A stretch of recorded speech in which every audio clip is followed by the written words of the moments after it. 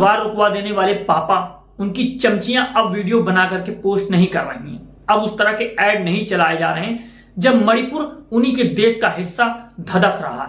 किस तरह से उनके बैनर पोस्टर फाड़ दिए जा रहे हैं, उनके मंत्रियों के यहां पत्थरबाजी की जा रही है। मणिपुर अभी भी 16 महीने से किस तरह से धधक रहा है, लेकिन प्रधानमंत्री नरेंद्र मोदी उस पर चू नहीं बोलना चाहते हैं। वो जो चाय की बात करते हैं, किस तरह से उस चाय की केतली की तरह मणिपुर खौल रहा है, लेकिन प्रधानमंत्री खामोश हैं, उस पर कोई टिप्पणी नहीं करेंगे। वो टिप्पणी करेंगे तो राहुल गांधी पर, वो टिप्पणी करेंगे तो उन लोगों पर जो विपक्ष में हैं, जिनके हाथ में सत्ता नहीं है।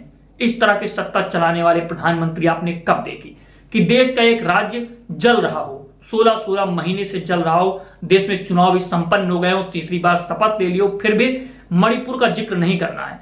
मणिपुर से जो वीडियो आ रही है उनको आपको देखना चाहिए और समझना चाहिए कि कल को अगर आपके राज्य में भी ऐसी घटनाएं होती तो प्रधानमंत्री नरेंद्र मोदी तो आपके साथ खड़े होने वाले नहीं। आपके साथ कौन खड़ा होगा, किसको आप चुन करके भेजते हैं, यह आपको अभी भी सोचना चाहिए। इस पर एक विचार कीजिए।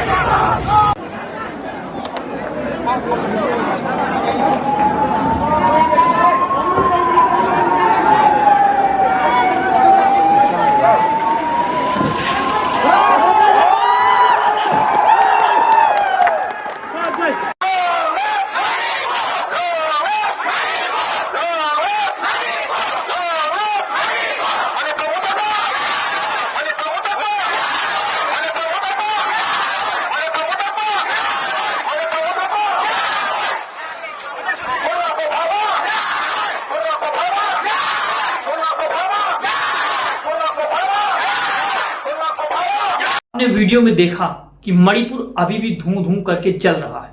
जो कड़ी निंदा करते थे वो भी अब कोई निंदा नहीं कर रहे हैं। गृह मंत्री जो क्रोनोलॉजी बैठ करके समझा रहे थे, उनकी भी कोई क्रोनोलॉजी समझ में अब नहीं आ रही है, लेकिन उस पर चुप्पी भी बरकरार है। और जब अलग किसी राज्य में दूसरी पार्टी की सत्ता होती है तो किस तरह से, अभी देखिए आप पश्चिम बंगाल में एक घटना घटित होने पर किस तरह से हुड़दंग काट दिया गया। पूरे पश्चिम बंगाल में तोड़फोड़ शुरू कर दी गई और कहा गया कि वहां से मुख्यमंत्री को इस्तीफा दे देना चाहिए।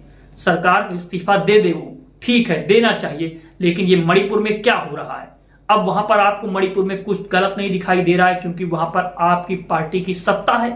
क्या सब कुछ सत्ता निर्धारित करेगी? सत्ता के लिए आप सारी मलाई खाने के लिए कुछ भी बर्दाश्त कर लेंगे? आपके मुल्क में एक राज्य में किस तरह से स्त्रियों को नग्न करके घुमाया गया, वह भी आप बर्दाश्त कर लेंगे। आप बर्दाश्त कर लेंगे किस तरह से लोगों को अपने घरों को छोड़ना पड़ गया, आप वह भी बर्दाश्त कर लेंगे क्योंकि आप तड़ीपार रह चुके हैं।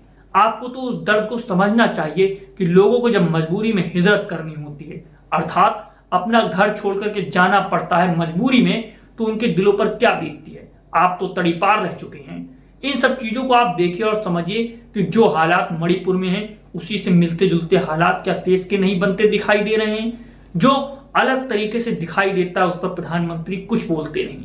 प्रधानमंत्री अपनी चुप्पी को बरकरार रखते हैं। वो बात तो सिर्फ करते हैं सत्ता की, लेकिन सत्ता का जो कर्तव्य होता है वो कहते हैं कि तीसरी बार प्रधानमंत्री की शपथ लेकर के वो पंडित जवाहरलाल नेहरू की बराबरी कर चुके हैं। लेकिन क्या उनको प्रधानमंत्री को दौर याद है किस तरह से पंडित जवाहरलाल नेहरू या फिर गृह मंत्री रहे सरदार पटेल 545 सियासतों को मिलाया रियासतों को मिला करके एक किया और उनको एक पिरो धागे में पिरोने की कोशिश की।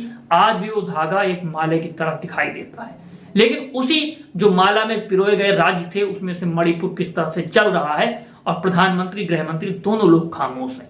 तो क्या यह उचित है और क्या यह मणिपुर के साथ सही हो रहा है? इस पर आपकी क्या राय है? कमेंट बॉक्स में कमेंट करके बताएं। आप देख रहे हैं दो बोल न्यूज, मैं आमिर खान आजाद।